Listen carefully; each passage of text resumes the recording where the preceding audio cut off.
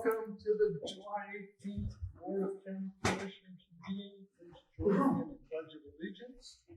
I pledge allegiance to the flag of the United States of America and to the republic for which it stands, one nation, under God, indivisible, with liberty and justice for all. Now we'll have a moment of silence.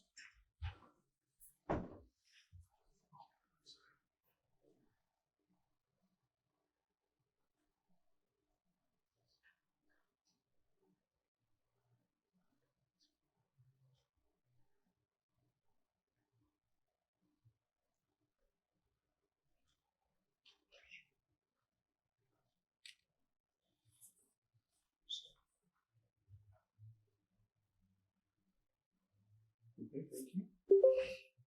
Now, before we get started, you may or may not know that our county council, Nathaniel Johnson, has moved on. We had a three-day party for last Thursday. And as an interim, we have Aubrey Boyer from Corolla Law Group in Roseburg helping us out until we hire a new county council, which we have made an offer to a gentleman.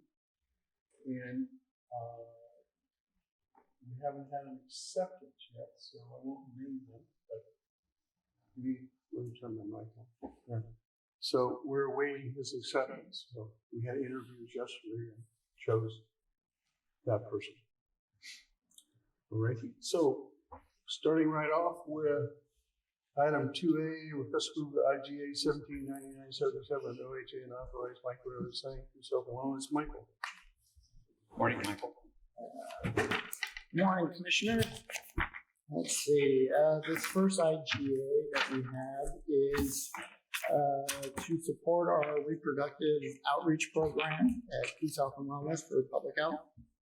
Okay. I move we approve IGA number 179977-0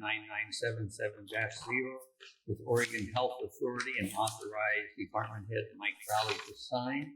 I will note that the grant is in the amount of $225,000. Is that correct? For 2 years. Yes. 2 years. Mm-hmm. So that's 125 or 112 and a half per year. Okay. Correct. Do you have a second? 2A, second. Sure. Second. Okay. Discussion? Any discussion with the public? I'm sorry that I missed that, Michael. Could you just give me a 10-second recap? Yes. This is for our reproductive education and community outreach. As you know, we don't currently provide those services, but we provide access to those services and education. So what exactly what exact services are provided that we're supporting? Let me call Katie up here. She runs our reproductive outreach program.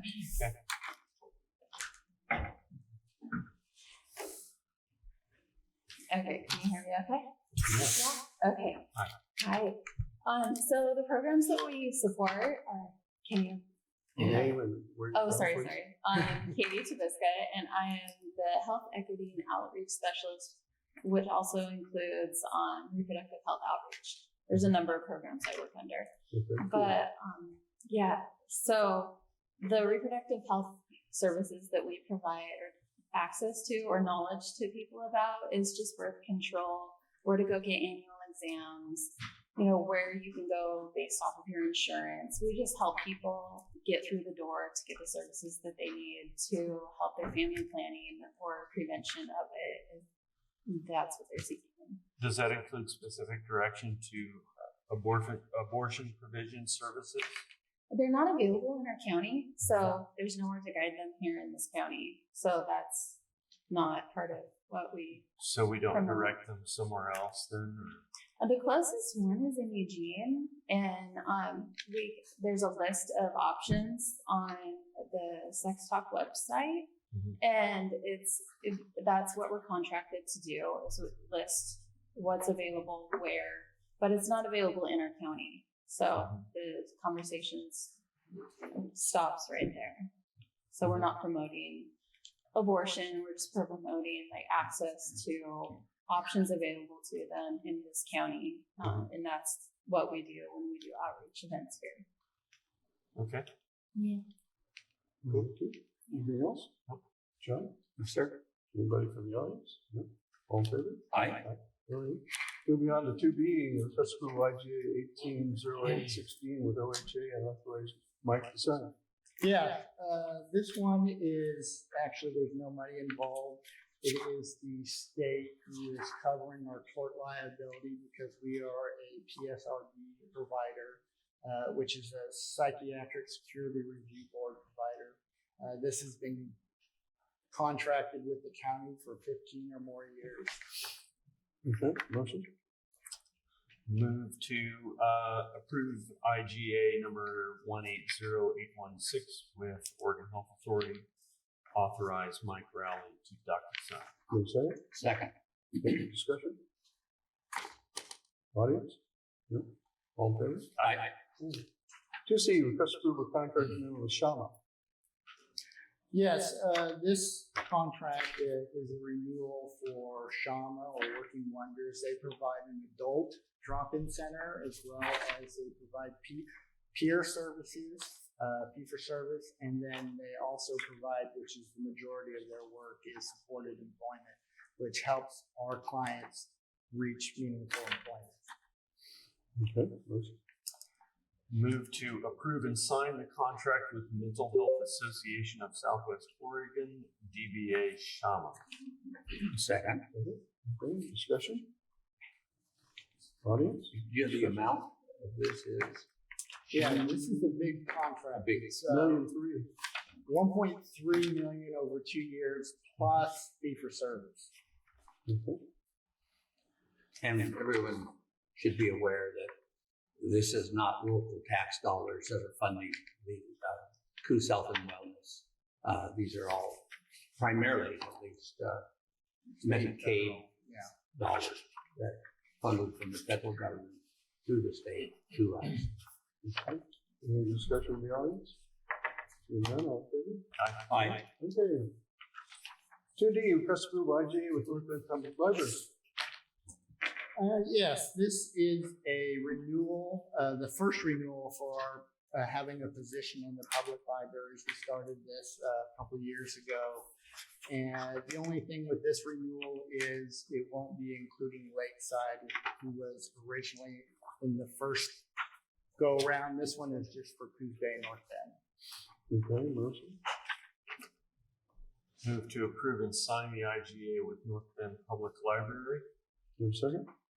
I second, but I heard discussion of Coos Bay and North Bend. Yes. Does the agreement with North Bend cover both or how? This says only North Bend. Says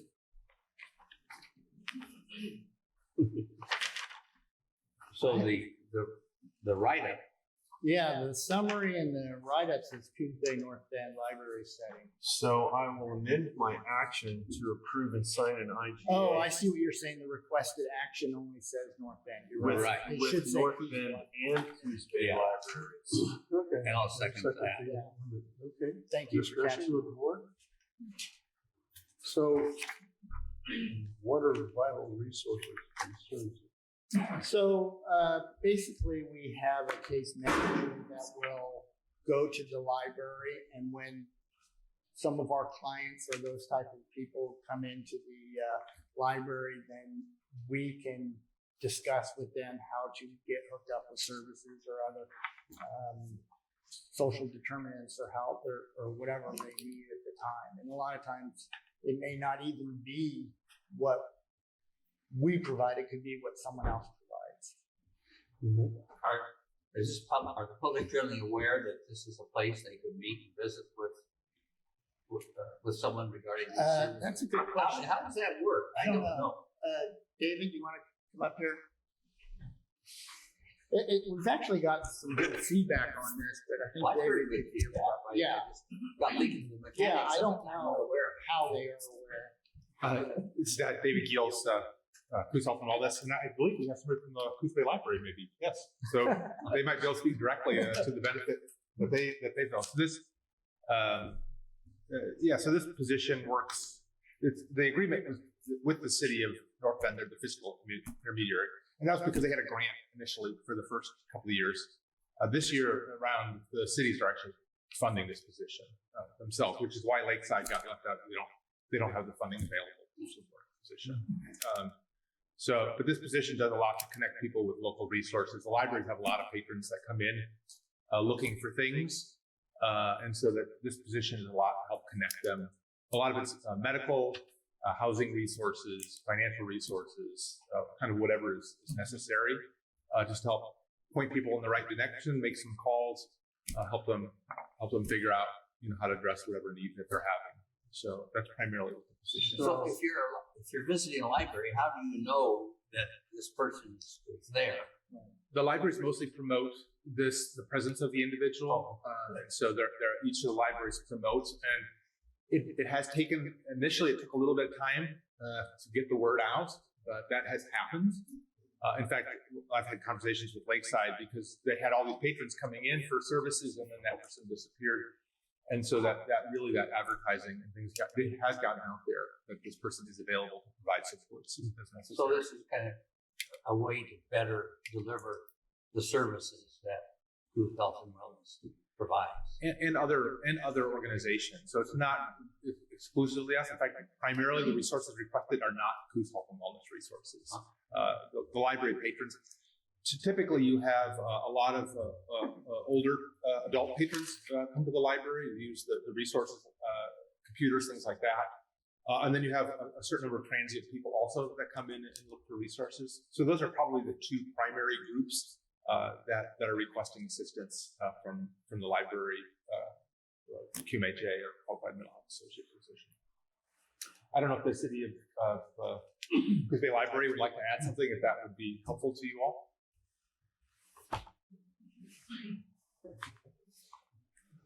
I'm sorry, I would like to hear. This one on? Okay. Yeah. Sammy Pearson, Director of the Coos Bay Library. Yes, we have our person in twice a week at the Coos Bay Library currently, and we do advertise it both on our online events calendar, posters, word of mouth is always the best. And she provides everything from hooking people up with where do I find housing? How do I navigating the systems is the biggest thing that she helps people with. Everything from food, where do I even start to find a babysitter? Those kind of things. And so it's just a wide variety, and she's really established a good database of resources and that's kept up to date, and also helps link organizations amongst each other so they know who's doing what and who can help do what. So, how do they communicate? Do you allow them to talk in the library? of course. Scratched on paper. Good, thank you. Absolutely. Yeah, she's a private meeting space with them because some people, they don't want their business. So she does have a private space. Any other questions about it? It's a very successful program that we're happy to continue. Thanks for sharing. All right. I forgot. Do we have a motion? We have. Yeah. All right. Anybody else in the audience can comment? Hearing none. All in favor? Aye. All righty. Moving on to 2E and request approval of the Second Amendment 20-day contract with Acting Up Academy. Yes, this is a first renewal for Acting Up Academy. They provide education and communication skills to children between the ages of 5 and 17 as an after-school program. Okay, motion.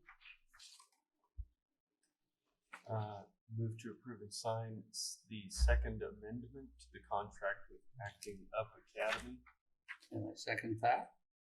Okay, questions for the board? So, how many kids do we see going into this program?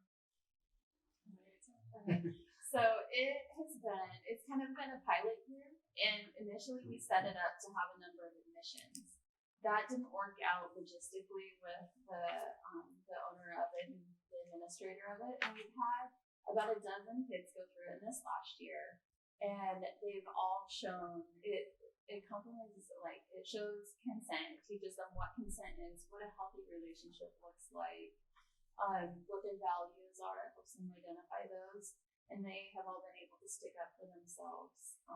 And I can't discuss details because they're minors, but I've gotten really great feedback about psychological progress also, and being able to function in the world better, and will need less assistance in the future. So the goal is to help them get these skills so that they can identify what they want in a relationship, how to navigate a relationship to prevent unintended pregnancies. They'll be able to say no and stick to their values, and consequently there will be less spread of STIs and funds going to support the medical expenses and possibly pregnancies that are not able to be financially supported in the future.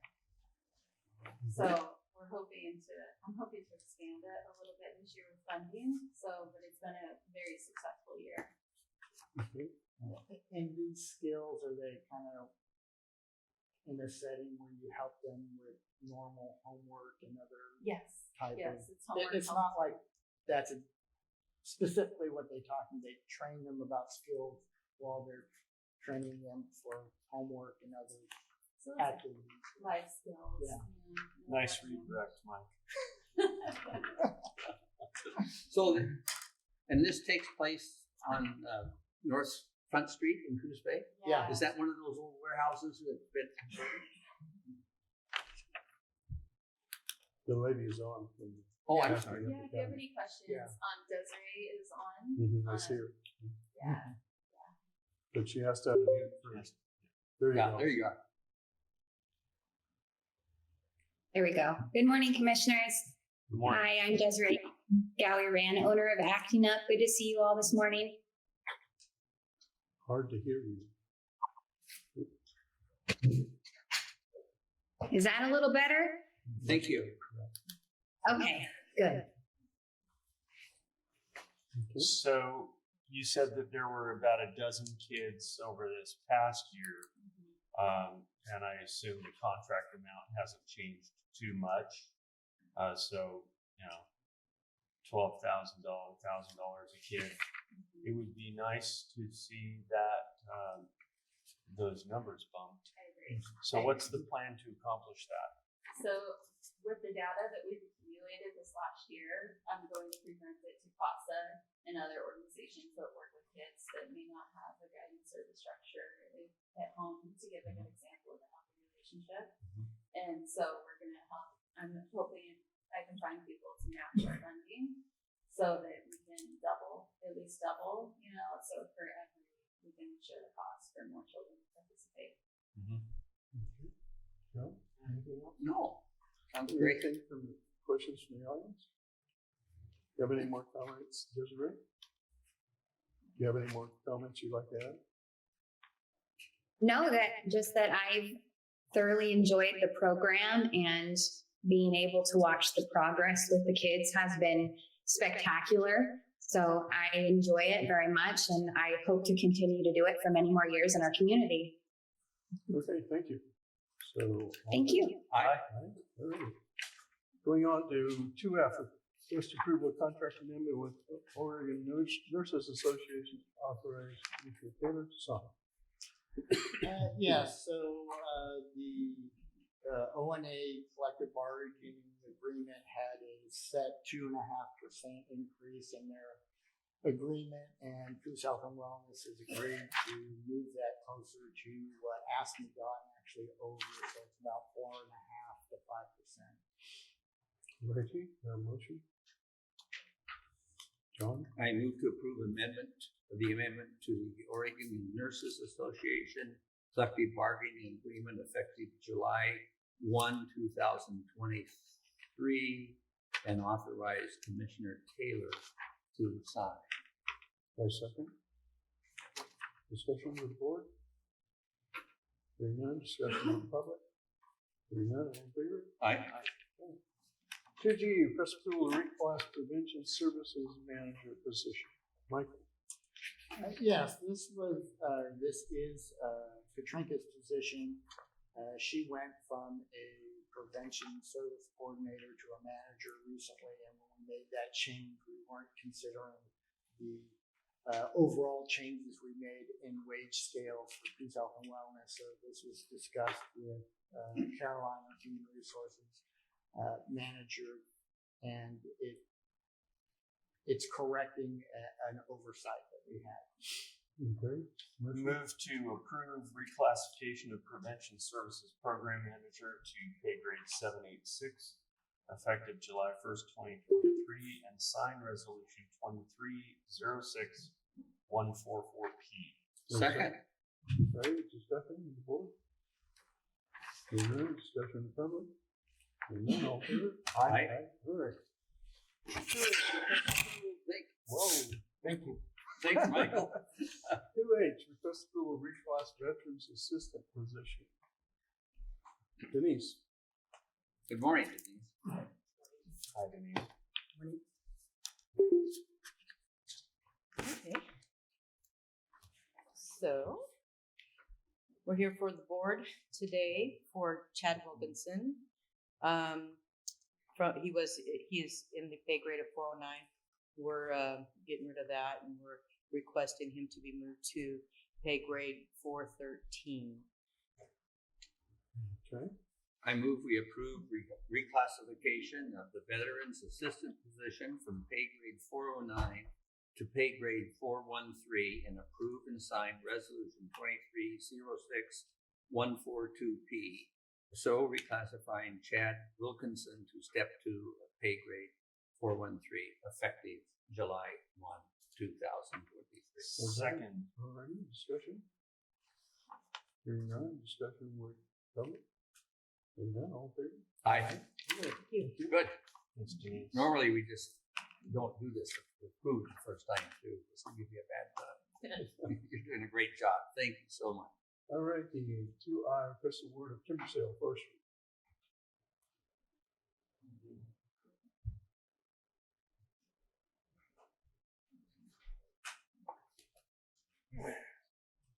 Good morning, Lance Morgan, Morning, County Lance. Forester. First item is Board of Timber Sale. The timber sale was held on June 29th, 2023 pursuant to ads which appeared in the World newspaper. One sale was offered and received 2 bids, with the high bid being submitted by Swanson Group Manufacturing LLC at $282.50 per 1,000 board feet of Sitka spruce timber. See attached results. I move that we award and sign the attached timber sale to Swanson Group Manufacturing LLC at the bid price submitted. Second. Okay. Discussion? I see here we anticipate this will bring us $534,000. Is that about what we expected, or did it get bid That up? was bid up, I guess it would be about 20%. Wow, good. So, That's a good sign. Yeah. Timber prices moving up a little bit. yeah, hopefully. Not specifically germane to this agenda item, Lance, but does Sitka spruce typically grow like in a contiguous growth, or is this going to be a selective operation? It's usually contiguous. There's always, out in Beaver Hill, there's always some scattered around every stand, but we do have pure standard Sitka spruce out there. And this one's, it was mostly spruce. That's why spruce was a big species. Seems like it's like 75% spruce, I believe. To make it clear, though, this is not just for the spruce. It's for all the species that are growing. Most of our stands consist of spruce, hemlock, red cedar, Porterford cedar, and Douglas fir.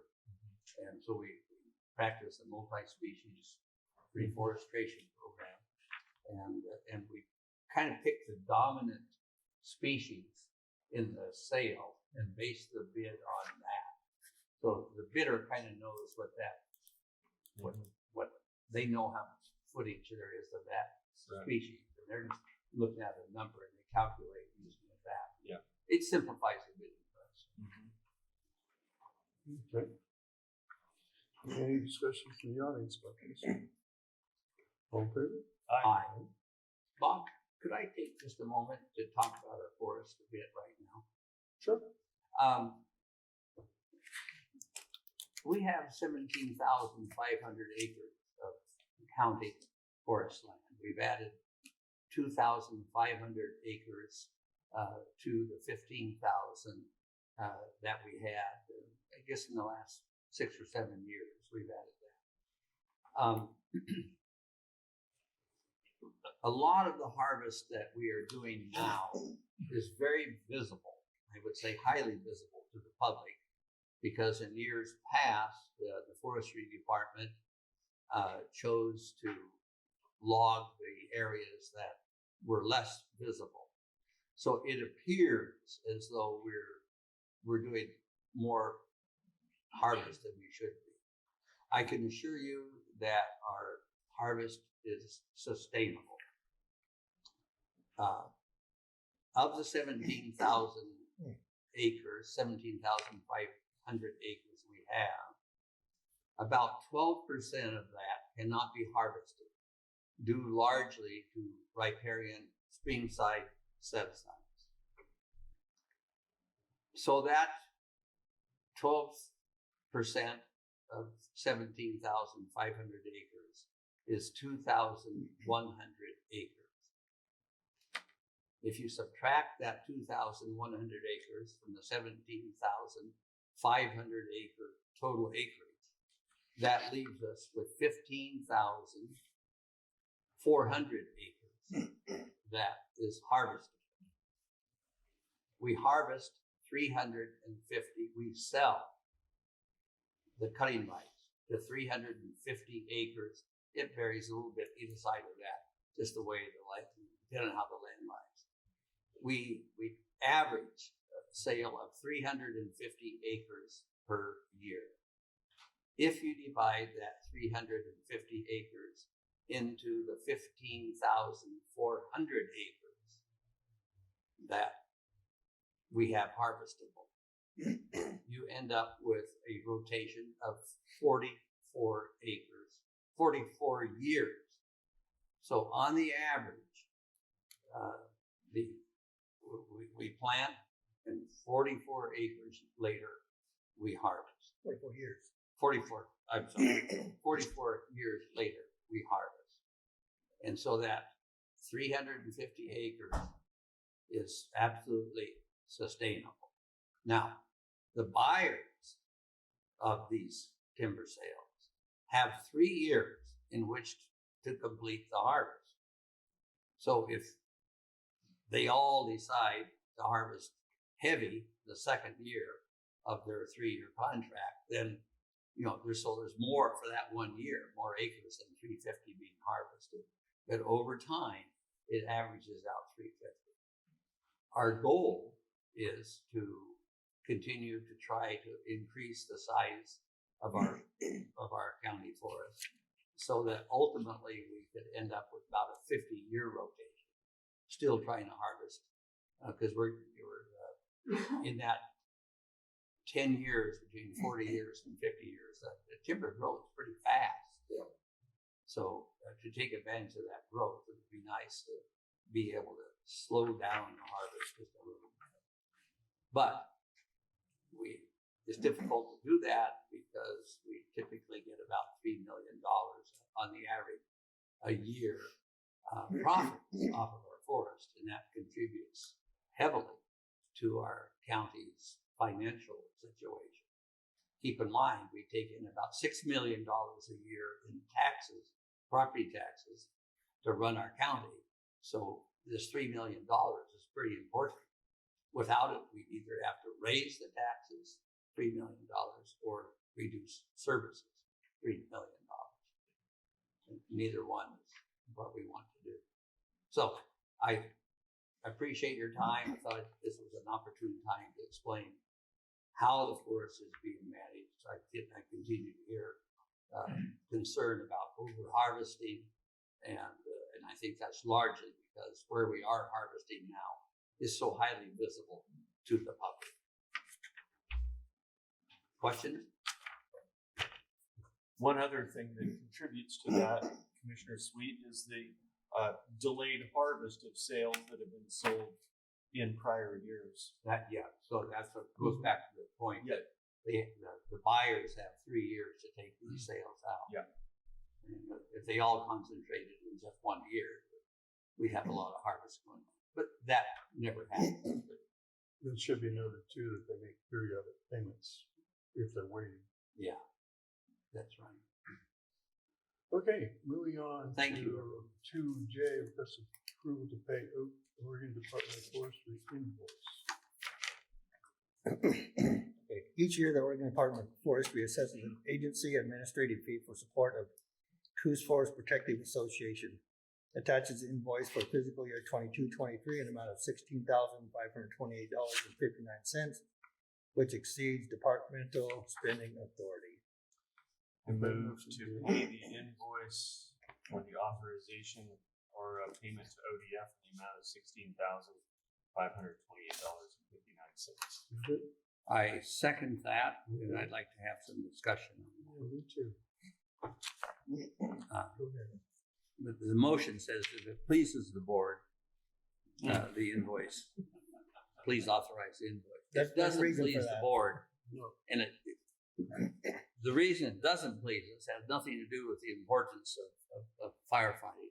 Yeah. It has to do solely with the way these fees are collected for support of our firefighting services. And for some reason or another, the state law provides that public forests are responsible for this part. This is just a small part of the total firefighting program. That the public forests pay for that. Private forests are not required to pay for it. The idea originally was that the private forest owners generally had their own logging operations or people that they depended upon for logging. And when there was a fire, all that logging equipment would be made available to the firefighting organizations for fire suppression. There's been a vast change in the ownership of private forests. It used to be we had, sawmills here, lots of sawmills here, and the Roseburgs and the Al Pierces and the Moore Mills. They all had the sawmills and they all had their own firefighting equipment, and they pitched in and helped. Increasingly, our forests are owned by investor groups from all over the United States. And so they have changed the way they operate. They simply manage the forest. They don't do the logging. They don't do the manufacturing. And therefore, they don't have the equipment available to them to donate to the firefighting causes. Nonetheless, the rules haven't changed. And so the rules still say they get a free ride, essentially. That they don't say that, but that's what happened. This is a topic that we're taking now to the state. And there's been some initial conversations about the inequity of the way these payments are distributed. So, and it hurts us because we have to pay more than our share out of the proceeds from our county forest. So that's that. And it bothers me too, I'll put it politely, bothers me, that it looks like we have a surcharge on CFPA, who's Forest Protective Association, of 20% by the state. Now, I don't know how much they support CFPA, but CFPA is a good organization, but I don't know that ODF supports them a whole lot. I don't really know, but typically whenever money comes from the feds, at least, the state does a pass through. They run it through the state down to the county, and the state always sucks up 20% of the grant or whatever the funding is for, just for quote administrative costs. And well, baloney. 20% for the big guy. Yeah, I mean, It may take one person to route it through for however long, a few hours or whatever, send it on to Guinea and they want 20% of everything, which has always been a problem. Anyway, all right. So, any discussion from the audience about this? I got one thing to say on that real quick, is, we actually have more fire equipment in our little department than most of those big landowners do. Yeah. They basically have nothing. And we've got 2 fire engines, plus we have the fire trucks available the water trucks available from the road department. So we're probably gonna have to have a legislative fix to fix this thing. And that process is hopefully starting. Yeah. Anything from the audience again? Hearing none, all in favor? Aye. Grudgingly. All right, 2K, Chris will pay CFPA invoice. All right, this voucher has been prepared to pay Coos Forest Protective Association for fire suppression during fiscal year 23-24. It has been prorated to departments by acres assigned to each. The forestry department portion of the invoice is $87,364.14, which exceeds departmental authority. Parks is $2,090.92. Solid waste is $181.82. Land agent is $1,000, and roads is $272.73. Okay, motion. Move to authorize payment of the attached invoice to Coos Forest Protective Association in the amount of $90,909.61, of which forestry's portion is $87,364.14. Second. Second. Okay, discussion, board? Anybody?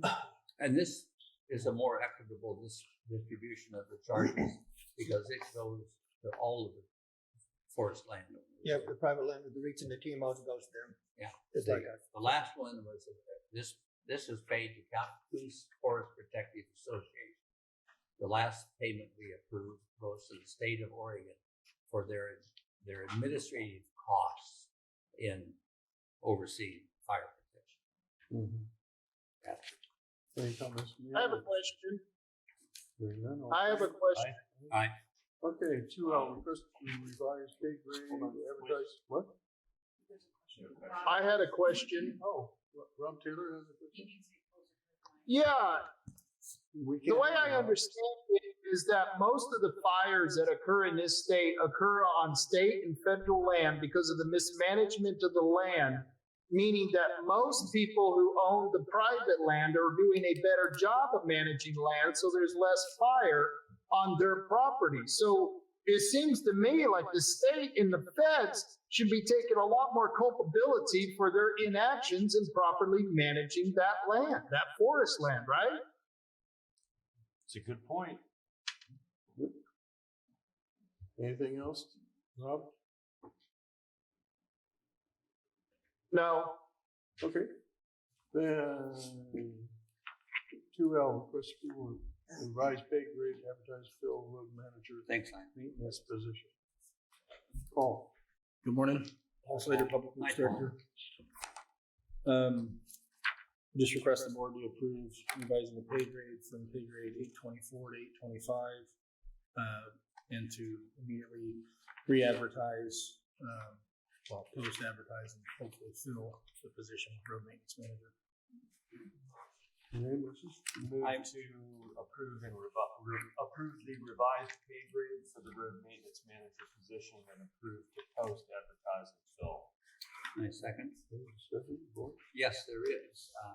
This position has been open now for 8-9 months, at least half a year. Yeah, over 6. Over 6.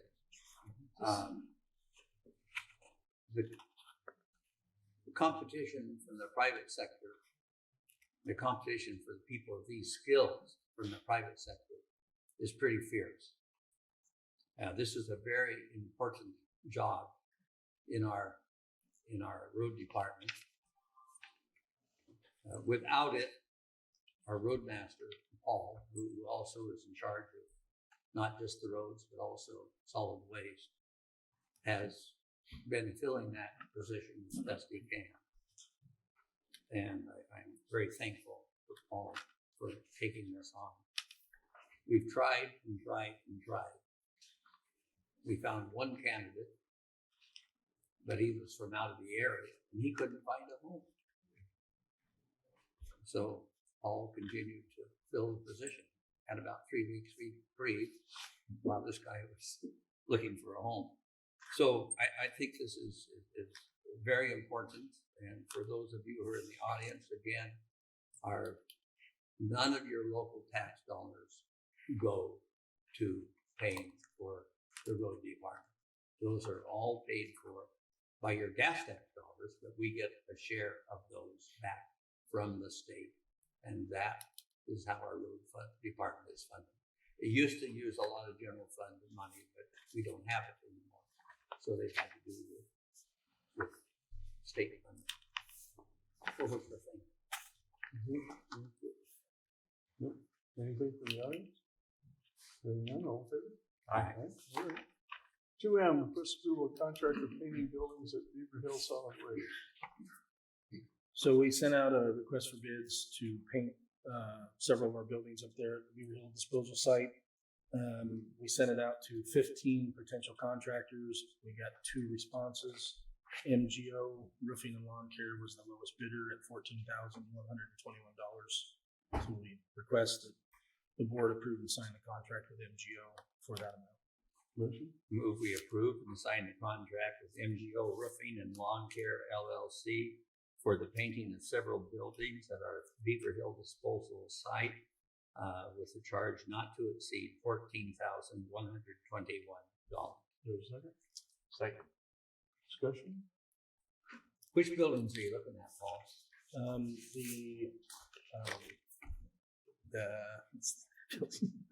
It's the one on the far right. It's the old Ash building. Sure. Okay. Household hazardous waste. Household building. hazardous waste building. Also the e-building, the e-waste building. Mhm. And then there's another maintenance building beyond the household hazardous waste building. The paint's pretty faded. It's chipping in places. Sure. There's also some paint that's come off the roof because of burn related issues. Sure. So, Very important in the conditions that are surround our area out there. A lot of salt air, fog, rain, everything causes things to rust and deteriorate. Birds roosting on the top of the buildings doesn't help at all. So this type of maintenance is very, very important. And again, I point out that none of these dollars come out of the tax dollars you pay the county. Solid waste is self-supporting, and fortunately in a position now, with the exception of the main building over the dump pit, all of their buildings are in good shape for the first time in a long time. I appreciate your efforts. $279 is not a very big spread between those 2 bids. Make it really competitive. Yeah. Okay. Any comments from the audience? Hearing none, all in favor? Aye. All right, moving on to 2N, request approval, IGA 23496, Department of Justice. Mr. Hall. Morning, Paul. Good morning. This is Attorney Paul Free. I'm requesting approval of the IGA that's been presented to you to continue our child support program with the Department of Justice. It was reviewed by Nat before he left. I had some questions along with about 24 other DAs in the state about the agreement, and we asked for some clarifications, which were given to us by the Department of Justice, which was included in an email that I made part of the packet. With those understandings from the Department of Justice, I don't have any problem with this IGA, and I would ask the board to approve it. Okay, motion. Move to approve the IGA with State of Oregon and authorize the chair to sign. And second, I second that. discussion? How much money do we collect each year about all? Well, Support. my recollection is it's about $3 billion a year in child support that we collect every year for kids in Coos County. I think it was just about $3 million. It was like $2.9 million, something or other. Yes. That's just about 3 weeks. Right. So, I bring this up because I want everyone in the audience to know how important this particular function of county government is. These are payments that are collected from parents who have chosen to not support their former spouse in raising their family. And, do I have that about right? it's about right. I mean, it's the people we get involved with are the ones that have, for whatever reason, gotten behind on their payments of child support. There could be a legitimate reason for it, but the majority of them are people that are just, they need some incentive, if you will, to make sure they get it done. It's a crucial county service. I find often we don't know all the things that counties do, and this is one that we should all know about and how successfully it's performed. I agree completely. This is support of one's children, whether you're in the home or not, is a moral imperative that I'm really glad that we support this way. So we have with the DA, Daniela Kellum. Do you have anything to add? Nope. You're real talkative today. She did not want. I initially said, you can do this. I motioned her up, and she said no, and I said, "Come on, and do No, I was going to send her, and I was going to stay in the office and work on something else. And she said, "No, you got to go." So, Make her come by herself next year. Okay. We'll see how that works. We still didn't get anything out of her. There, I got something. She can talk. Now we know. Okay, any comment from the rest of the board, from the audience? None, all in favor? Aye. Thank you. And Paul. All right, 2-0, request approval promotion of Kyle Seals to survey field foreman. County surveyor. I see the HR director, so I guess the HR person is up. So Caroline, what you got? Good morning, Caroline Morgan, HR on behalf of Mike Dato, County Surveyor. This was in their proposed 2023-2024 budget for reclassifying the survey field foreman, the survey tech 2 to survey field foreman job description. This reflects the level of duties that Kyle Seals has been performing out in the field and the supervision that he takes care of with the other Survey Tech 1 position. So we're requesting the board to approve reclassification promotion of Kyle Seals to Survey Field Foreman position, pay grade 420, step 3, effective July 1, 2023, and sign the attached payroll resolution. I move to approve the reclassification promotion of Kyle Seals to Survey Field Foreman position, pay grade 420, step 3, effective July 1st, 2023, and sign resolution 2306-143P. Second. Any discussion on the board? Kyle does great work. Yeah. If you don't know, the county surveyor's office only has 4 people in it, including the county surveyor. And the business manager, right? Well, the business manager is 1 of 4. Yeah. There's 2 in the field. Yeah. Plus the county surveyor and the person in the office. They used to have quite a few more people there doing survey work throughout the county, corner restorations, all that kind of stuff. They do an amazing job. I can't say enough about the whole office. And every time we ask the surveyor, can you do this? Of course I can. Right? It is refreshing. Not that the other county offices don't do that too, but he's always very enthusiastic about helping out whatever he can do. So this is pretty cool. And by the way, if you don't know, throughout the county, we only, if I remember right, we only have 2 private surveyors left firms in the county. They're not replenishing. So if you know somebody, up and coming young person, male, female, don't matter, and they are really interested in surveying and getting their surveying license, that there's quite an opportunity out there. Maybe Coos Health and Wellness are doing too good a job on their reproductive control. We're not going there. I'd like to pipe in here for just a moment, if I may. In my other job, I deal quite a bit with land surveyors and have exclusively for 20 years plus. And they are absolutely some of my favorite people, salt of the earth. I love going to surveyor conferences with 400 of these guys in one place. They're amazing. And Mike Dato and Kyle and Andrew and Tammy are no exceptions to that rule.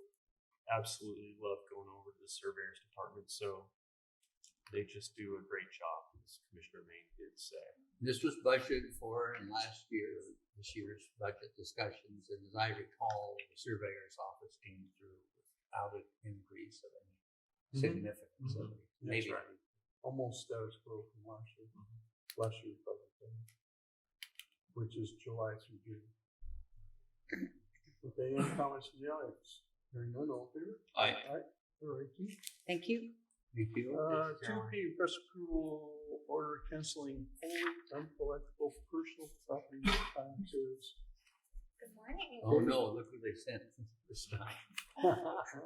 It's me. Katie with a smile. Good. How are you guys? Thanks for the help yesterday, too. Oh, yeah. Yes. So this is for uncollectible personal property. So it's manufactured structures that are no longer being taxed and business personal property that are no longer in business. And we can't find a way to get them to pay it, get a hold of them. Sometimes the manufactured structures are actually destroyed and they're gone. So that's pretty much what this one's about, and we just need to cancel that to get it off the tax roll.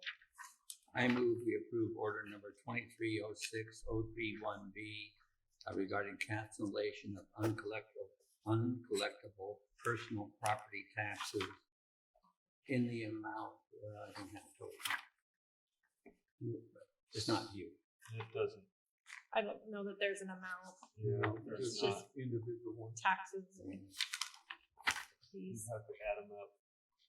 And the It's amount's less than dictated. $8,000. Okay. Yeah. So have It's a not second? usually much. Second. Okay, I might notice that the largest one, at $3,000+ was a marijuana shop. That I believe is closed. It's no longer in business. It's gone. Okay, that's a bargain. for a Any few other bucks. discussion with the board? Discussion with the public? All in favor? Aye. Okay. Right. Request approval of order designated newspaper for publication of foreclosure bills. So this is something that we do annually. We ask both papers, the Sentinel and the World, for quotes.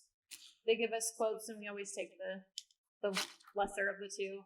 The World came out lesser this year, and so it's just to start the foreclosure process. It's one of the things that we do Okay, every motion. year. I move approval of order number 2306038B, designating the World newspaper for the annual foreclosure list. Is there a Second. okay. Discussion? No? Audience? Aye. Jump the gun. All in favor? Aye. Aye. All right. 2R, request approval internal controls. Okay. So every year we have all the departments in the county update their internal controls, and this is just approving them.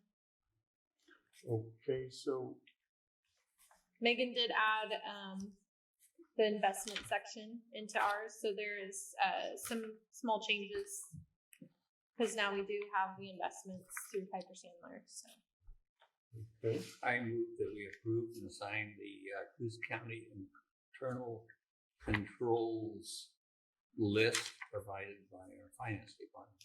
Is there a second? Second.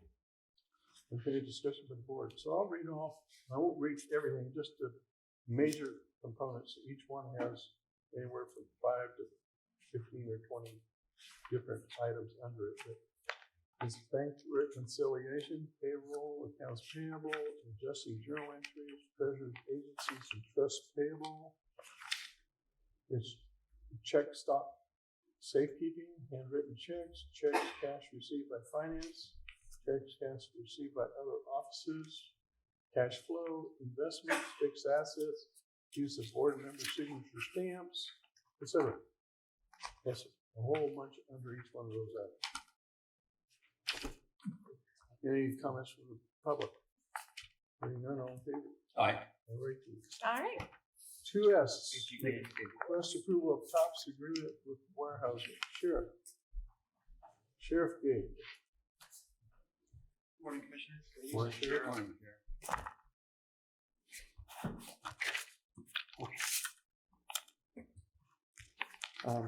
It's actually, I think it's mislabeled as TOPS, Timber Operation Patrol Services. It's the private agency one. This is the warehouser contract. It's fully funded by a warehouser. Okay. For one position in the amount of $151,310 and requesting the board approve and sign the contracting agreement. Okay. There's a motion. Move to approve and sign the attached contract agreement for timber patrol. Second. Any discussion? Yep, this is nice money coming in. Does this fully cover the cost of including Yes, sir. vehicle, overhead, birds, all that? Absolutely. Thank you. Sure does 100%. So is there provision if we have a major catastrophe, this deputy can pull off of that? Absolutely. Yeah. There's an understanding that it doesn't even have a major catastrophe. He helps occasionally on the road, Okay. just as needed. Okay. Any other discussion? Discussion by the audience? Hearing none, all in favor? Aye. Okay, 2T, request approval to purchase generator and adopt sole source finance. Okay. So this is for Beaver Hill, the site that it's actually integral. It's our main site for the radio system that we did an upgrade on. It has the controller in it, what they call it. So the generator that was there that we purchased it is old. We tried really hard actually to get some of it to service it, but it had old fuses and glow plugs and things they don't make anymore. So unfortunately, we need to get a new generator up there. However, we do have a grant that we're going to use for this. So requesting spending authority to buy a generator from NORPAC. NORPAC is the agency we use for all of our generator maintenance and control. I move that we approve spending authority and approve sole source funding for a generator to be purchased from and installed from NORPAC and paid for with grant money. Thank you, Chair. Second. Is this the one on the northwest corner of the intersection of 101 and Beaver Hill? It is. It's, yes. Right down there, right down from the dump. Okay. Any other questions? No. Audience? No? All in favor? Aye. Okay, we're getting down to the last one on the first page. Request approval to increase spending authority to purchase certain items and authorize sheriff to sign purchase orders. Okay, this one's a little more complicated. So we budgeted for 2 vehicles this year and are looking at Title III funds for search and rescue vehicles, for 2 more vehicles and a trailer to replace an old one. It's defunct. However, we identified the vehicles. There's a really bad shortage. We identify them and told them we had to wait approximately 2 weeks for the agenda item for the spending authority. And in 2 or 3 days, these vehicles are disappearing off the lots. They're not holding for us. So what I'm asking here is if we can have spending authority increased for the line items, 2 different line items, one out of the budget, 60-01, and one out of for Title III funds, so that when we find these vehicles, we can go pick them up in that 2 or 3 days instead of having to wait to come for an agenda. Okay, I move to approve the increase in spending authority in the above listed line item and to allow purchasing authority and signing authority by Sheriff Fabricio. Before I second that, I think we need to have a not to exceed amount here for the spending for our county treasurer. Yes, sir. So would that be $225,000 for the 2 vehicles and 1 trailer? For Title III funds for search and rescue, and $150,000 for the 2 vehicles that were budgeted for. So that's a total of $375,000. Yes, sir. So I amend my motion, not to exceed $375,000. Good. And I second that. Okay. Any discussion about it? And that needs to be allocated amongst the two classifications of equipment. Yes. you just named. Yes, sir, of I course. understand. Thank you. Thank you. Okay. So hopefully you'll find some good. We should be able to find some. Hopefully. We might have to travel a little bit. Alrighty. Comments from the audience? No? All in favor? Aye. Oh, wow, we're done with the first page. Nice. Now one's It's been a long to go. Okay, item 2G, fiscal increased liability insurance coverage for jail medical.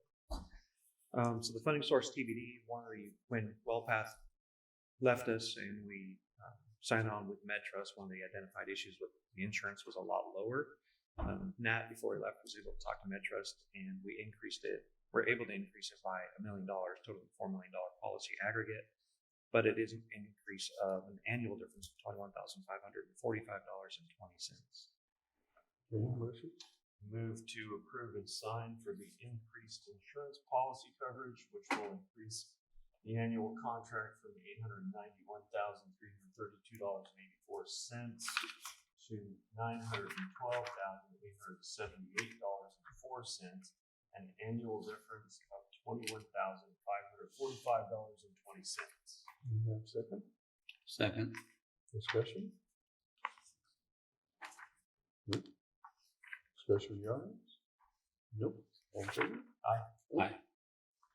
All right. And 2W, Chris will pay Med Trust invoices, purchase software for medical records show. money has been allocated in software from the 23 budget, the amount of $15,791.45 from software licenses line item in regards to one-time payment for medical records. Again, MedTrust coming in, this is the program that they use for services. It's also allocated from 23 for a buyout of existing contract for the jail's new lead nurse to replace Nicole, who left, in the amount of $15,000 from contract services. Request board approve and authorize myself to sign and pay for the invoice from MedTrust for a total of $30,791.45 for buyout of the new lead nurse contract and for purchase of software needed for jail medical records. Okay, motion? I move we approve the sheriff's request. Second on that nebulous motion. Okay. Any discussion about that? No. Audience? No? All in favor? Aye. Bob, could we go back a moment to 2V, the preceding? Okay. I noticed, Sheriff, that the funding source is to be determined. Yes, sir. I don't know, do we need to make our approval condition upon finding an adequate funding source? Probably. I talked to Megan. She recommended putting that because I'm not sure where we can find that money. I think if we could put, well, I'll leave it to you. But we don't have a funding source for what we just approved. And I'm suggesting that perhaps we could make the motion subject to finding such a source, so that. Okay, so Sheriff, what was your discussion with Megan, the treasurer? It basically was, what should I put for the funding source? I know we used ARP funds and we don't want to for some things, and we were able to find in 23 for the ones that were approved subsequent on item W, but I'm not sure where we can find the extra $21,545 for this one. So she said put TBD. It can be a discussion. Or what? I'm sorry. Put to be determined. So it can be discussed here today. Sorry. I didn't quite hear all that. I'm satisfied we can come up with $21,500, but I'm just reluctant to prove someone's right paying something until we know where it's from, until the TBD is satisfied. If I'm splitting hairs, that's fine. So, do you want to amend the approval motion or not? It's still TBD. Yeah, so, okay. I think we'll move on. Okay, good. All righty. 2X, request approval to pay centric elevator invoice for the jail elevator. Unfortunately, this is the elevator that's the main hub of operation in the jail. The one that goes down to Sallyport where they bring inmates or adults in custody up to booking and to the third floor. What happens when the rails came out, when it passed above it and it came back down on the rail, it did a lot of damage. Unfortunately, it was the repairs of the elevator have been completed, but they exceed the $10,000 spending authority. So I'm requesting BOC approve to pay the Central Elevator Corps invoice number 70576 for the amount of $10,750 from the jail's budget. Funding source listed 60-11. Move to approve payment of the Centric Elevator Corporation invoice 70576 for the amount of $10,750 in the jail's budget. Second. Discussion? So the elevator didn't have somehow the stop failed on it and it just went over? I think one of the rails that the roller rides on popped out when it was above it. So when it came down, it completely destroyed that rail. Basically wore out or something? Yes. Oh, just time. Okay. Any other discussion with the board? Or the audience? Hearing none, all in favor? Aye. Thank you. Thanks, Sheriff. 2Y, request approval amendment number 4 with the intergovernmental agreement with Bridgeport City Jail authorized chair to sign for community corrections. Good morning. Mike Friend, Community Corrections Director. Here to ask the board to approve the 4th Amendment intergovernmental agreement between Coos County Community Corrections to house an inmate at the Bridgeport City Jail. Amendment start date will be 7/1/23. 6/30/24 end, pays for one jail bed at the rate of $43,800 a year, $120 a day, times 365. This is for justice involved individuals that we supervise. The funding source is the state of Oregon, Department of Corrections Grant and Aid. Ask the board to approve the 4th IGA agreement for one jail bed at the city of Reedsport at $43,800 per year, 7/1/23 to 6/30/24. I move we approve the 4th Amendment to the IGA agreement for one, with the city of Reedsport for one jail bed in the amount of $43,800 per year for the year July 1/23 through 6/30/24, and authorize the chair to sign. Second. Okay. Discussion? The audience? Nope. All in favor? Aye. Thank you. 2Z, request approval order assigning ambulance service areas. Nat would normally handle this, but he has worked us all through, and apparently everybody in agreement that the location barrier would be Bay City Ambulance, Coquille would be Coquille Valley Ambulance, Myrtle Point Ambulance, Bandon Bay City Ambulance, Powers Myrtle Point Ambulance, and Lower Umpqua Hospital. Anyway, I don't know that we need a motion first of all to discuss it. I move to approve and sign order 2306-043L, assigning ambulance service areas to ambulance service providers. Is there a second? Second. Okay, discussion. Any? Looks pretty cut and dry. Pretty simple. Yep. John? Fine. Audience? Aye. All in favor? Aye. All right. Jumping ahead again. Item 2AA, request approval of order amending county policy on distribution of tax foreclosed sale surplus county council. So you may or may not know that the United States Supreme Court, there goes my glasses, determined that there were a number of states, Oregon one of them, that when we foreclosed on a property for non-payment of property tax and were awarded the property through the circuit courts, that when we sold them, we just, after we took out our costs for retrofitting or taking all the trash out or whatever else we do, or demolishing an old derelict building. The balance was distributed to the taxing districts proportionally. Okay, just been going on for many years.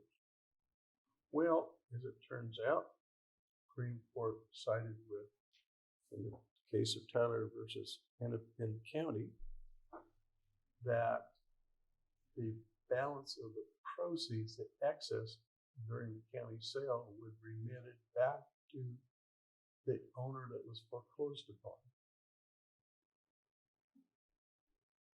So we have to comply with that Supreme Court order, and this is what it's all about. I move to approve and sign order 2307-044L, approving a county policy on the distribution of tax foreclosure sale surplus. And I second. Any discussion? I would point out that this creates some pretty big problems.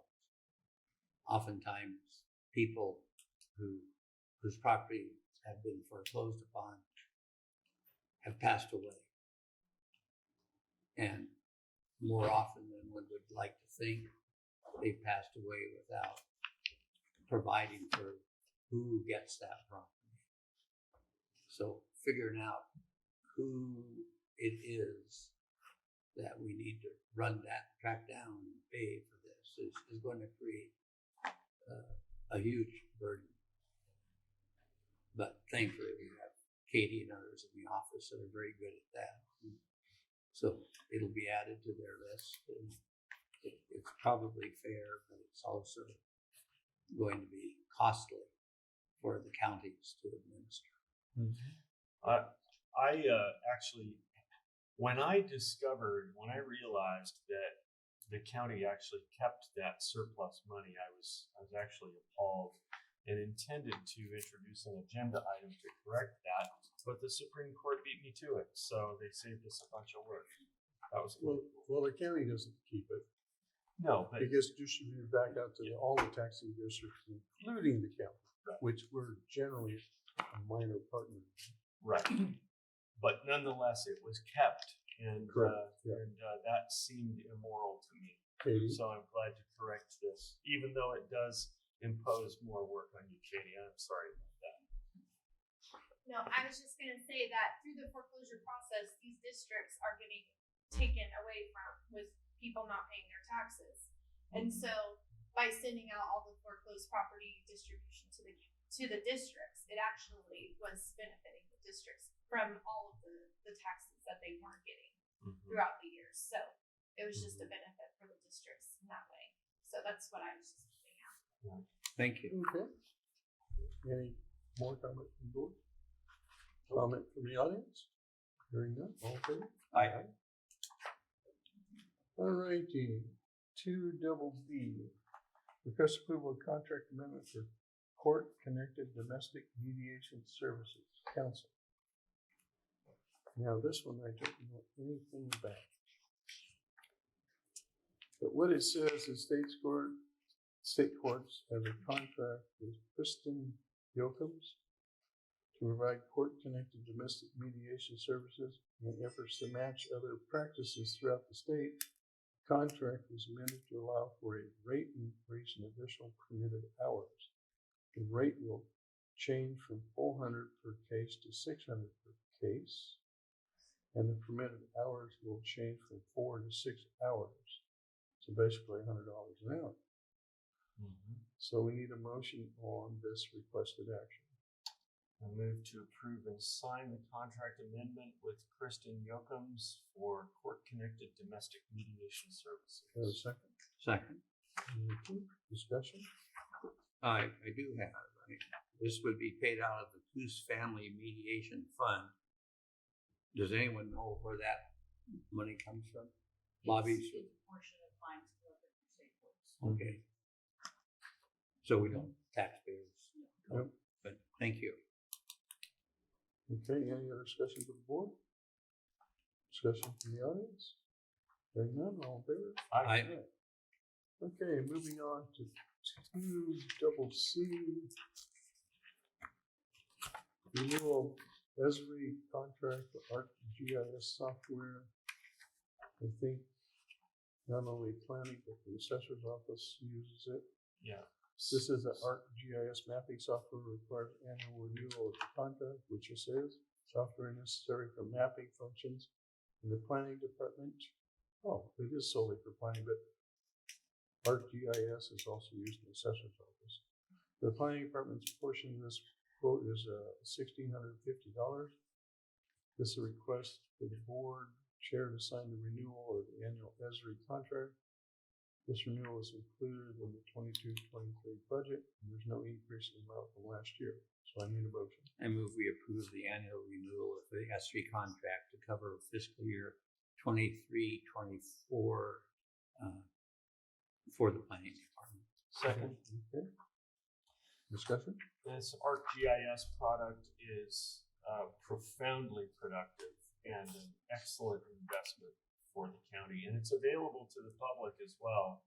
If you all are not aware, any of you who are not aware, on the county website, on the assessor's page, there's a link to the ArcGIS aerial map on which you can zoom in and identify ownership, tax lot parcel number, and other information on any property in the county.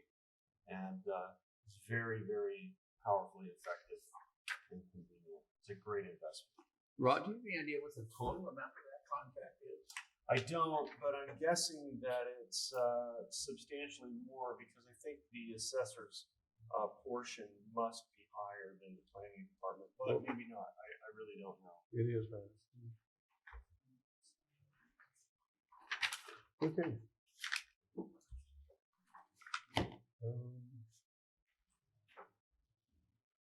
Do we have a second? You got a motion in a second? Yep. Any discussion by the public? None? All in favor? No.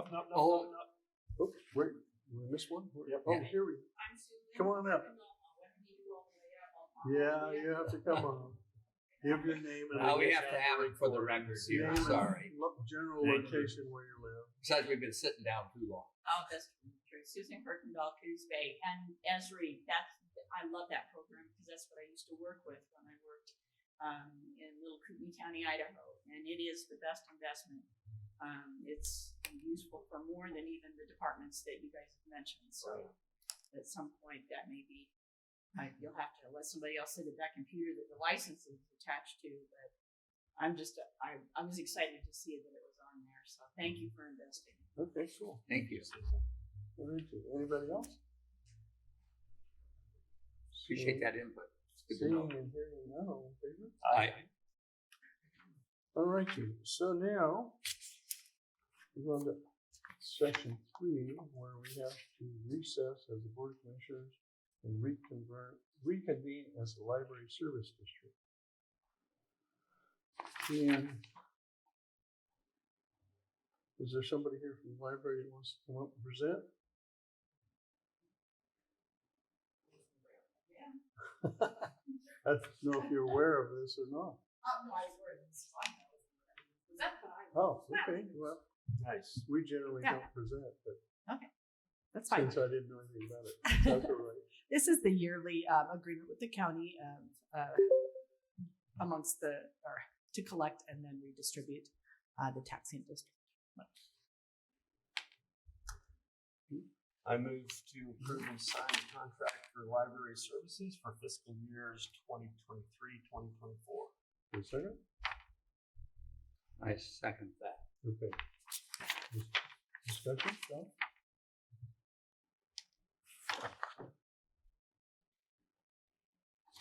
I guess not.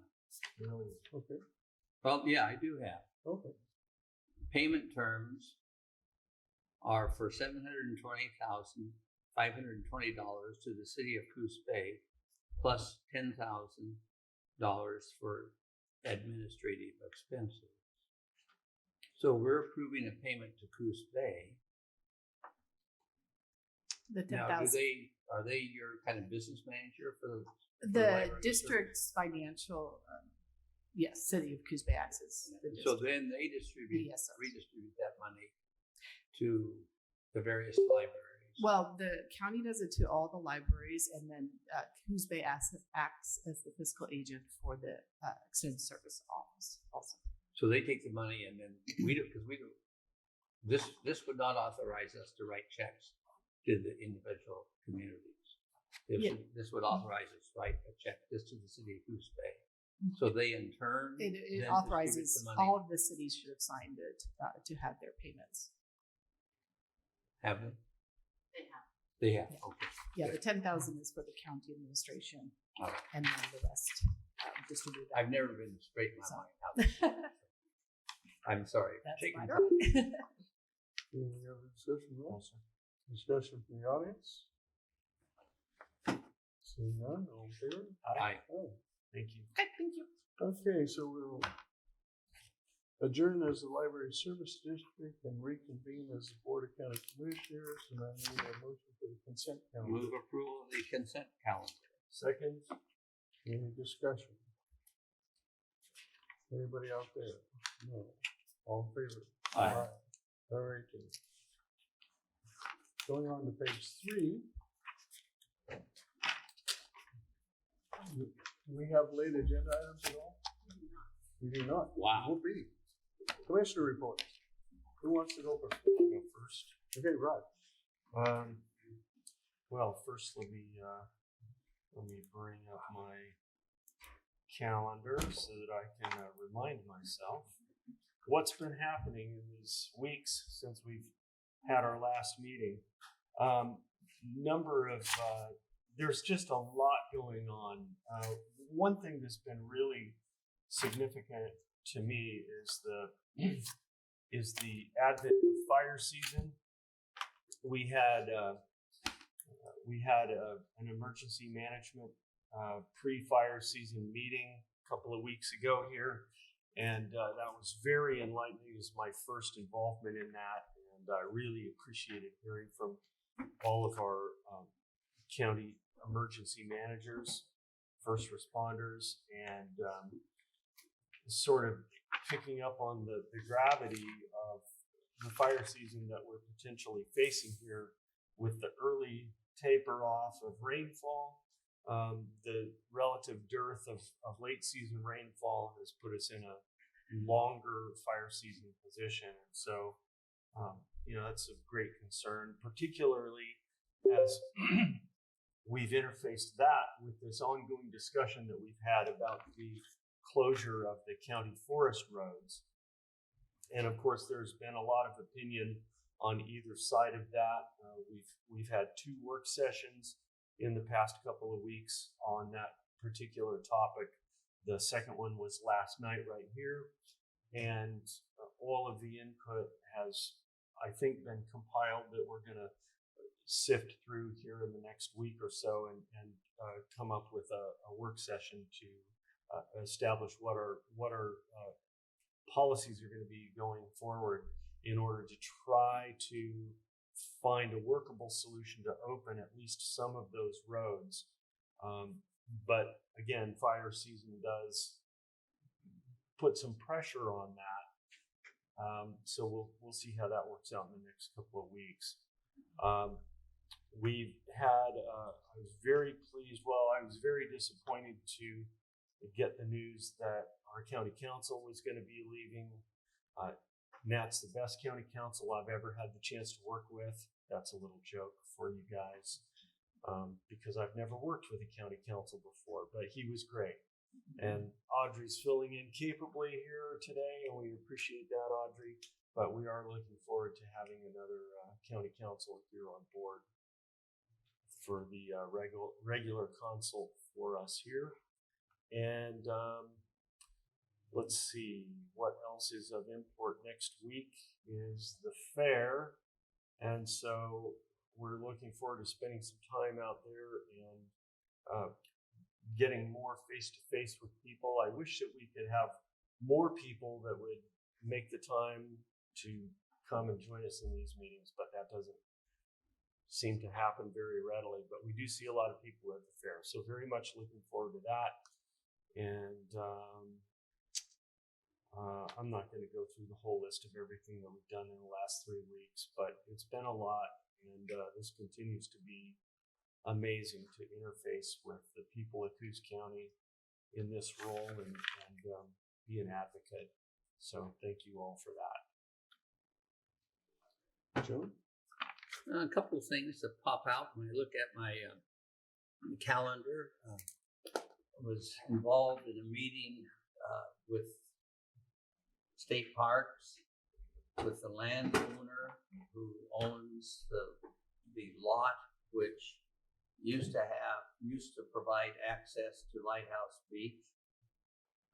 That access was extinguished years before the current landowner bought the property.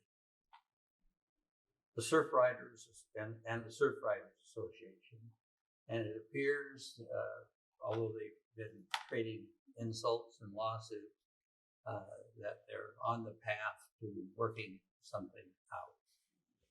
And so it would involve the landowners dedicating a pathway at one side of his lot, not the middle of it. So there'd still be enough land potentially there for a home site. They would give that land to the Oregon Parks and Recreation,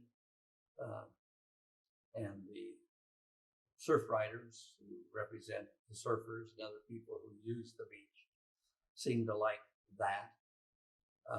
Still required some way to fund the trail and probably the stairway that it will require to get to the beach, but we seem to think that there will be grant money available for that.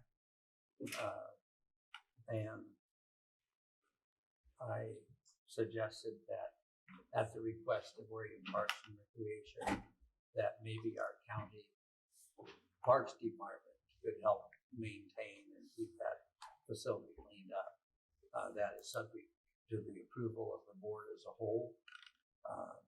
The work would be minimal because we have a park virtually next door, and we're sending people out there quite often and have people at that park who could do what little is required to look after the trail, if it indeed becomes a reality. But for those who like the beach there, I view that as an important step forward. It's not done yet. The fair, Rod mentioned that. The fair will open next Tuesday, the 25th, and it will run through Saturday, the 29th. I think your fair board has some great features coming up this year. They have 3 named entertainers that will be at the fair. I believe the first one is either Wednesday or Thursday night. I don't recall which. And then again, Friday night, and again, Saturday night. 3 different entertainers. The rodeo will be held both Friday and Saturday night. In times past, we've had a good deal of conflict between the entertainment and the livestock option and the rodeo. They all kind of took place in one part of the fair, and they bumped into each other, or at least their noise did. Last year, we tried to have the entertainment in the rodeo arena. There's a lot of dust there, and the entertainers just didn't like that at all. In fact, they would not come back of that. So the fair board has come up with a new place to stage the entertainment in an area that was formerly dedicated to parking, and the farmer has provided a field that will supplement our parking that we're losing to the entertainment. And we're going to have the entertainment, instead of in the middle of the week, we're going to have it Thursday, Friday, and Saturday nights, because last year we found that people don't like to come out to entertainment necessarily on Tuesday or Wednesday night. They had other plans, like going to bed so they can get up and go to work the next day. Friday and Saturday are apparently different. And they're going to start the fair an hour earlier than typical, and they're going to start the music an hour later than typical, so that the two won't conflict with one another. I'm very thankful for the work that the fair board has done. They've done a marvelous job of upgrading the fair and maintaining it, and still have a ways to go, but they're working really, really hard. Not only the fair board, but other volunteers from the county. It's a very well supported. And it's all done with volunteer work. We have one paid person from the county that is on the county payroll for the fair. For those of you that were familiar with the Bologna Boys Ranch, which was home site between here and Bandon, that had been donated to the Bologna Boys Ranch by the county, out of the county forest. And it was a place that troubled young men could go and have some structure and care to their lives, things they weren't being provided for at home.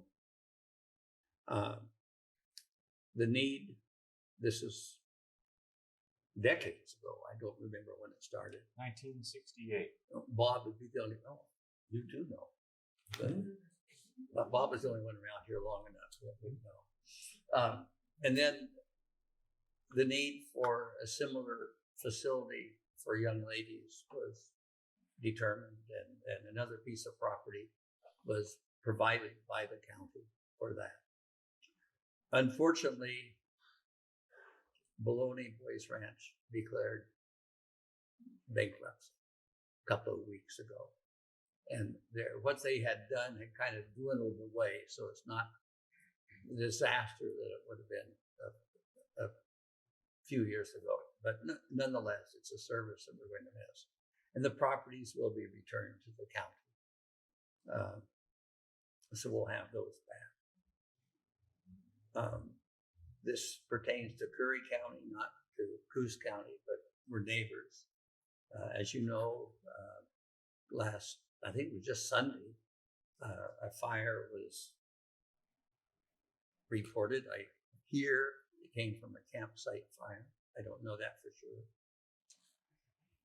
It had grown Sunday afternoon to 1,000 acres. Today's Tuesday, and this morning it was 5,000 acres.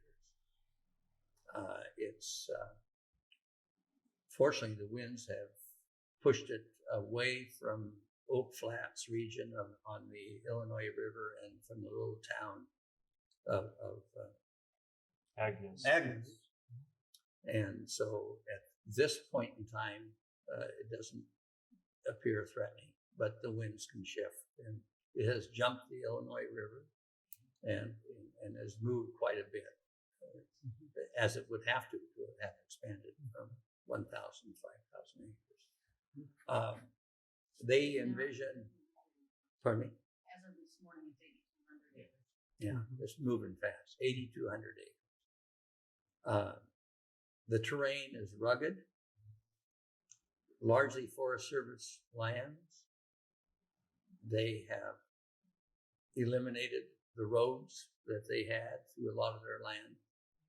Very difficult to get to the fire and fight it. And they feel they won't be able to control it, but they're going to have to cede a lot of territory to find a fire line that they can create and hold. So that's not a good thing. And I think it's important to mention that, because although we have a little more moisture in the air here than you have up around Illinois, Oak Flats, our forest is susceptible to fire. And if you think not, all you have to do is look back to local history, and you'll find that in 1936, our county, much of what is now our county forest, burned along with Bandon and a lot of other things around here. So our concern about the county forest is, I'm reminded of that by what's happening in Curry County.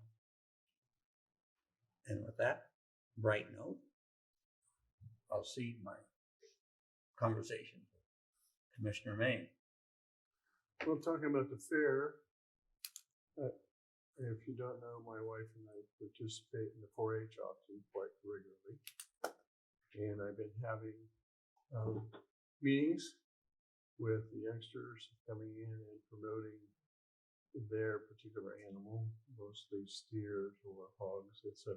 I haven't had any chickens or ducks yet, but we do have fun at the fair. That will be on Saturday the 29th, starting, and if you sign up to be a bidder, you don't necessarily have to outbid everybody, but at 11:30 there's an amazing barbecue lunch for all the people who signed up to bid potentially on animals.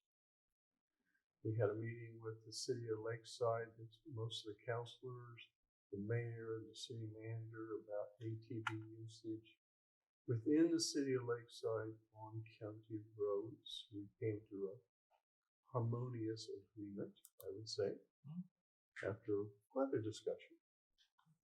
John talked about the property reverting back to the county. And there's two properties. There's one on Carl Road as well as the one adjacent to Highway 101 that we're getting back from Baloney.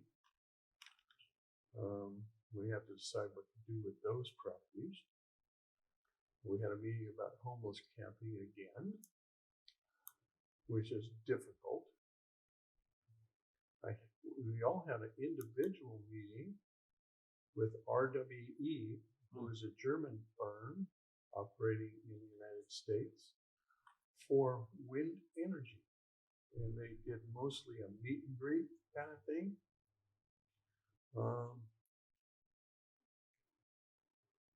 Who knows what might happen with that? And quite an interesting, I had an interesting discussion with them and a local representative who was taking them around, meeting with us and the port and various other entities as well as Curry County and all up and down the coast. Although I did mention to him that the governor, our two federal senators, some of our federal representatives all signed a letter stating that they would like to put a slowdown on a possible project, which is right off the coast here, until a whole lot more items become answered, maybe, on different aspects. So it was an interesting little chat they had. They were mostly introducing their government affairs person who lives in Astoria. And she will be the kind of the point person for government affairs for them. And the other day we had a meeting with Charleston Sanitary District about code enforcement, which was interesting. And thanks to Charleston Sanitary, we have two major encampments, I would call them, cleaned up and tidied up and all that stuff. And neighbors are much happier and all that kind of stuff. And we did get an agreement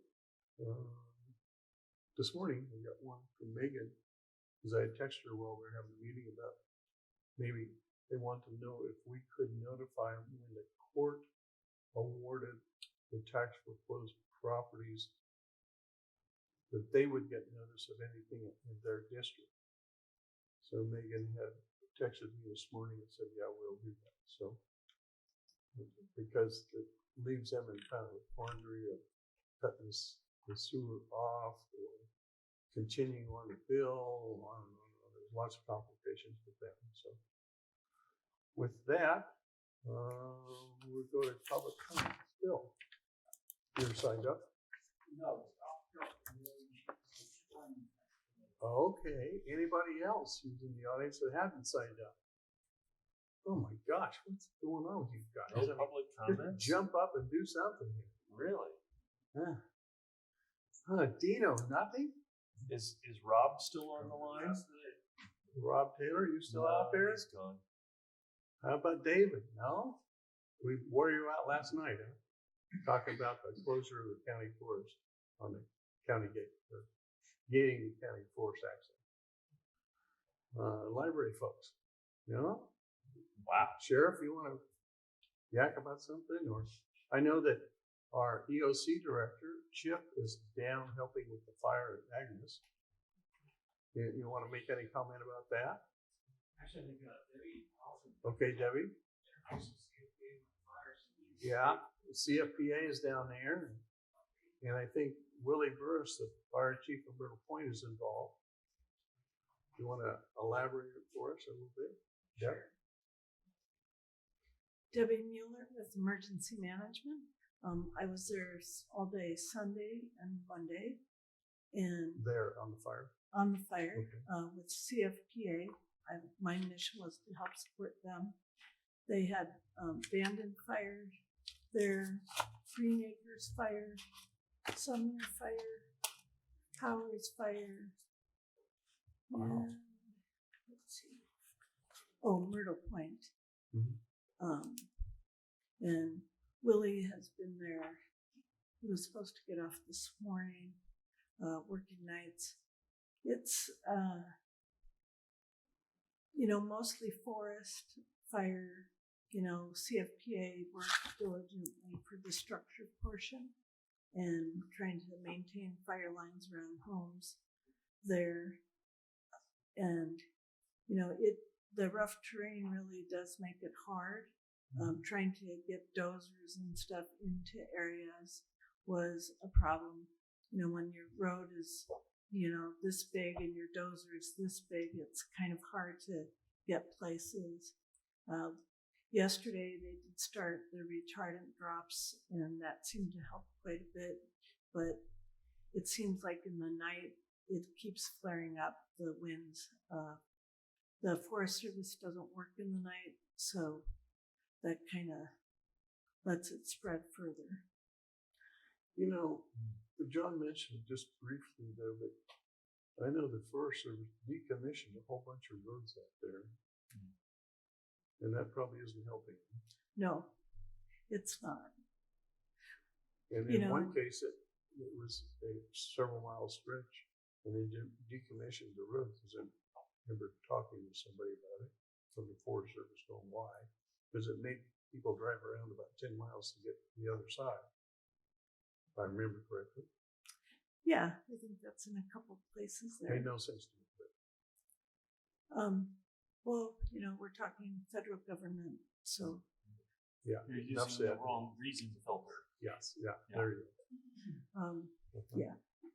Yeah, so that the federal government definitely has a very clear idea on how they think the forest fires should go, which is perhaps different than what others think.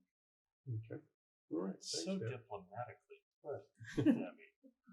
I remember Mike, the head of Coos County, Coos Forest Protective Association, saying if only each Forest Service office had a caterpillar and a grader and a mandate to maintain the roads in their region, it would make a huge difference in getting to their fire. Absolutely. It's unfortunate. It would. Yeah, the not being able to get places is really difficult if you don't have the right equipment there to stop your fires. Okay. And, from an emergency management stance, Chip is working with their emergency manager there, who's very, very new, and trying to get her to a learning experience so that she's able to understand how an ESC operates in, with the community as well. And I think it's for Coos County, it's okay, people, we really want to think about this, think about, being safe out there in the fire areas, think about not parking tall grass when you've been driving. Fires can start very quickly now, and we all want to be safe and don't have fires. Well, it's good training for us too. It's helping Absolutely. out. Okay, Yeah. thanks, Deb. You're welcome. All right, with that, we are concluded. Thanks, everybody.